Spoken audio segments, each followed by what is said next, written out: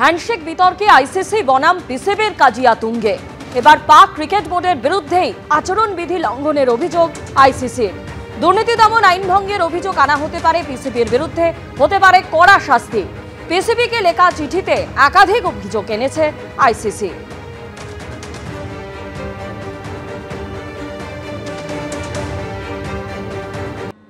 জ্বর, সর্দি, কাশি থেকে খিঁচুনির মতো উপসর্গ, আর সেই থেকে প্রাণঘাতী রোগ ছড়াচ্ছে কেরলে, যার পোশাকি নাম প্রাইমারি অ্যামিওবিক মেনিঙ্গোএনসেফ্যালাইটিস। মস্তিষ্কে সরাসরি আঘাত হানার ফলে অনেকেই এগে ব্রেন ইটিং অ্যামিবাও বলে থাকেন। তবে কি এই রোগ, কেনই বা চিন্তার, কি বলছেন চিকিৎসকরা?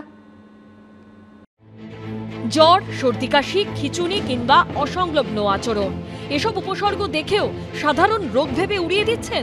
সাবধান হন, আপনার শরীরে বাসা বাঁধেনি তো সর্বনাশা ঘিলুখেকো অ্যামিবা।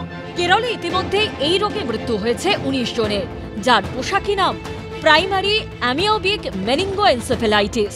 এর জন্য দায়ী নাইগ্লেরিয়া ফাউলেরি নামে একটি প্যারাসাইট। সারা বিশ্বে গত কয়েক বছরে এই রোগে আক্রান্তের সংখ্যা ছিল মাত্র 500। তবে উদ্বেগের বিষয় হলো গত 1.5 বছরে শুধু কেরলেই আক্রান্তের সংখ্যা হয়েছে 120 জন, যার মধ্যে চলতি বছরে আক্রান্তের সংখ্যা 69, যার মধ্যে মারা গেছেন 19 জন। মৃতদের মধ্যে যেমন 3 মাস বয়সের শিশু আছে, তেমনি রয়েছেন 52 বছরের ব্যক্তিও। 1 সেপ্টেম্বর কেরলের কোজিকোড গভর্নমেন্ট মেডিকেল কলেজে মৃত্যু হয় এক শিশু, এক মহিলার। অর্থাৎ সব বয়সের মানুষই এই রোগে সংক্রমিত হতে পারেন। আমরা বিভিন্ন 2-3টি কলেজের এই ধরনের ডাক্তারবাবুরা মিলে, এসএসকেএম ট্রপিক্যাল মিলে আমরা কিন্তু একটা ককটেল রেজিম ঠিক করে সেই মতো এগিয়ে সবাইকে সেটাই চিকিৎসা করছি, এবং সেটা আরও কয়েকটা কলেজেও এগুলো ফলো করা হচ্ছে। তাতে আমাদের এরকম 30% ডেথ এবং 70% সার্ভাইভাল হচ্ছে। বিশেষজ্ঞরা বলছেন, এই অ্যামিবা কোনোভাবে নাক বা মুখ দিয়ে ঢুকে সোজা মস্তিষ্কে চলে যায়, তারপর মস্তিষ্কের টিস্যু কুড়ে কুড়ে খেতে শুরু করে, ফলে সেন্ট্রাল নার্ভাস সিস্টেমে মারাত্মক প্রভাব পড়ে। মস্তিষ্ক নিষ্ক্রিয় হবার 5 থেকে 10 দিনের মধ্যে শারীরিক অবস্থার অবনতি শুরু হয়। উপসর্গ হিসেবে দেখা দেয় জ্বর, মাথা ব্যথা, বমি থেকে খিঁচুনি। আক্রান্ত ব্যক্তি অসংলগ্ন আচরণ করতে থাকেন ও চেতনা হারান, যাকে চিকিৎসকেরা বলেন প্রাইমারি মেনিঙ্গোএনসেফ্যালাইটিস। সূত্রের খবর, কেরলে পরিস্থিতি সামাল দিতে বেশ কিছু পদক্ষেপ নেওয়া হয়েছে। স্ট্যান্ডার্ড গাইডলাইন তৈরির পাশাপাশি বিদেশ থেকে ওষুধ আনানো হয়েছে। মিল্টেফোসিন ও অ্যামফোটেরিসিন বি নামে 2টি ওষুধ ব্যবহার করে সেখানে মৃত্যুর হার 90% থেকে কমিয়ে 24% আনা হয়েছে। তবে কেরলের সংক্রমণ নিয়ে রাজ্যেও বেশ খানিকটা উদ্বেগ ছড়িয়েছে। কলকাতায় প্রথমবার 2015 সালে এই রোগের হদিশ পাওয়া যায়, সেবার একজনের মৃত্যুও হয় এই রোগে।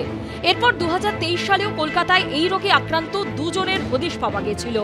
সূত্রের খবর, গত বছর থেকে এই বছরের মধ্যে ইনস্টিটিউট অফ নিউরোসায়েন্সেসে এই রোগ নিয়ে মোট 14 জন ভর্তি হয়েছেন। তার মধ্যে মৃত্যু হয়েছে 9 জনের, সেরে উঠেছেন 5 জন।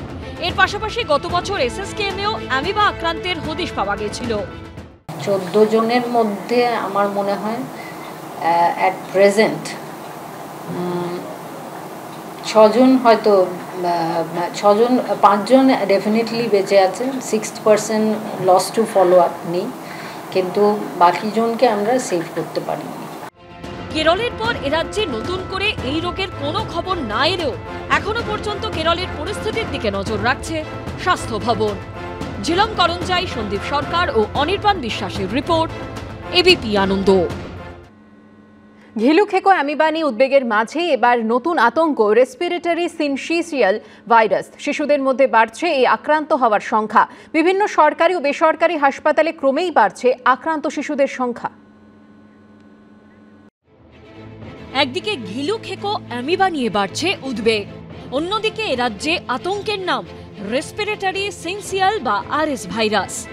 গত 2 সপ্তাহে রাজ্যে উল্লেখযোগ্যভাবে বেড়েছে আরএস ভাইরাসে আক্রান্তের সংখ্যা। এতে মূলত আক্রান্ত হচ্ছে শিশুরাই। সদ্যজাতদের ক্ষেত্রে এই রোগে আক্রান্ত হবার আশঙ্কা আরও বেশি, তবে আক্রান্ত হতে পারেন 60 ঊর্ধ্বরাও। আমরা প্রত্যেক বছর জেনারেলি এই সময়টাতে নানা রকম virus infection pi, influenza, adeno, metapneumo virus. But এই বছর যেটা পার্টিকুলারলি দেখছি, এই সময়টা কিন্তু এত তাড়াতাড়ি, জাস্ট যে পুজো আসছে এই সময়টা কিন্তু এতটা আমরা পাই না। বাট এবার পাচ্ছি বাচ্চাদের ফিভার এবং তার সাথে সর্দি কাশি, এবং সেখানে গিয়ে শ্বাসকষ্ট হচ্ছে, বাচ্চা তখন পিআইসিইউতেও ভর্তি হচ্ছে। এখন আমার পিআইসিইউ ফুল এবং প্রত্যেকটা বাচ্চাই আরএসভি নিয়ে ভর্তি আছে। এই রোগের উপসর্গের সঙ্গে মিল রয়েছে অন্যান্য ভাইরাস ঘটিত রোগের।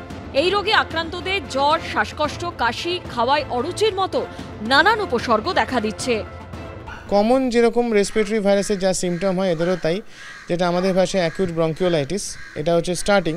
তারপরে কখনো কখনো হয়তো নিউমোনিয়া ডেভেলপ করতে পারে।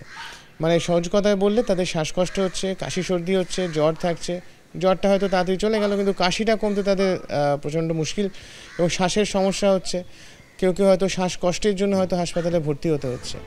সরকারি হাসপাতাল তো বটেই, শহরের একাধিক বেসরকারি হাসপাতালে পরীক্ষার পর শিশুদের মধ্যে ধরা পড়ছে এই রোগ। যেমন পাকসার্কাসের ইনস্টিটিউট অফ চাইল্ড হেলথের পরীক্ষায় গত 1 মাসে আরএস ভাইরাসে আক্রান্ত 41 জন শিশুর হদিশ মিলেছে। বছর যেটা হয়েছে যে এটা একটু আগে এসছে, আমরা ইউজুয়ালি পোস্ট অটাম প্রি উইন্টারই এই আরএসভিটা পাই। এবারে একটু আগে এসছে, কিছু কিছু ক্লাস্টারিং অফ কেসেস এসছে, বাট প্রত্যেক বছর যেই হারে পাই সেরকমই, এর থেকে বেশি কিছু না। যাদের বয়স 1 বছরের তলায় তারাই বেশি সিরিয়াস হয়, তাদেরই সমস্যা বেশি হয় অ্যাকচুয়ালি। আরএস ভাইরাসে আক্রান্ত অনেক শিশুই এই মুহূর্তে ভর্তি রয়েছে বিভিন্ন হাসপাতালের পেডিয়াট্রিক বা আইসিইউতে। সন্দীপ সরকারের রিপোর্ট, এবিপি আনন্দ। টাউনে সিবিআই এর দপ্তরের সামনে আমরা দেখতে পাচ্ছি ভয়েস অফ অভয়ের পক্ষ থেকে বিক্ষোভ দেখানো হচ্ছে। তারা বিক্ষোভ দেখাবেন এবং এর পরবর্তীকালে তাদের যে ডেপুটেশন স্মারকলিপি জমা দেবেন। তারা যে দাবি করছেন যে কেন সিবিআই চার্জশিট জমা করেনি এবং সেই চার্জশিট তারা জমা করেনি, সেই যে পাশাপাশি সাপ্লিমেন্টারি চার্জশিট জমা দেয়নি কেন, সেই নিয়েই তারা প্রশ্ন করছেন। আপনারা এখানে বিক্ষোভ দেখাতে এসছেন কি জন্য? বিক্ষোভ দেখাতে এসেছি আমরা সেই 9ই আগস্ট থেকেই বিক্ষোভে আছি। যতদিন না অভয়ের ন্যায় বিচার পাবো আমরা এই বিক্ষোভ করে যাব এবং আন্দোলনে থাকবো। অভয়ের ন্যায় বিচার আমরা এইভাবে ছিনিয়ে আনবো। সিবিআই যতই টালবাহানা করুক, আমরা আজকে জবাব চাই যে আর কতদিন সময় লাগবে সাপ্লিমেন্টারি চার্জশিট দিতে। যারা ওই দিন পুরো ঘরটা জুড়ে ছিলেন, পুরো মাছের বাজার বসিয়েছিলেন, তাদের কেন বিচারের আওতায় আনা হলো না? কেন বিচার পেতে এত সময় লাগছে? আজকে সিবিআইকে তার উত্তর দিতে হবে এবং কবে তারা সাপ্লিমেন্টারি চার্জশিট জমা দেবে সন্দীপ ঘোষ এবং তালা থানার ওসির বিরুদ্ধে, আমরা সেই জবাবও আজকে চাই। তারা জবাব চাইছেন কবে সাপ্লিমেন্টারি চার্জশিট জমা দেওয়া হবে। সিবিআই কি সঠিকভাবে কাজ করছে না? কাজ করলে তো এতদিনে সাপ্লিমেন্টারি চার্জশিট জমাই দিয়ে দিত। আমরা 9 মাস আগেও গেছি সিবিআই এর কাছে, অন্তত 5-6 গেছি, প্রতিবারই বলেছে কিছুদিনের মধ্যেই তারা চার্জশিট সাপ্লিমেন্টারি চার্জশিট জমা দেবে, কিন্তু তারা চূড়ান্ত মিথ্যাচার করছে। তাদের বক্তব্য যেটা স্পষ্ট যে সিবিআই তাদের সাপ্লিমেন্টারি চার্জশিট কেন জমা দিচ্ছে না, এবং এই কারণে আমরা দেখছি সিবিআই দপ্তরের ওখানে প্রচুর পরিমাণ পুলিশ মোতায়েন করা হয়েছে এবং তারা অপেক্ষা করছেন এইখানে কোনো যদি আইন শৃঙ্খলা বিঘ্নিত হয় সেইটাকে নিয়ন্ত্রণ করে সামাল দেওয়ার জন্যে। ক্যামেরায় শুভঙ্করের সঙ্গে ঝিলম করঞ্জা, এবিপি আনন্দ, নিউ টাউন।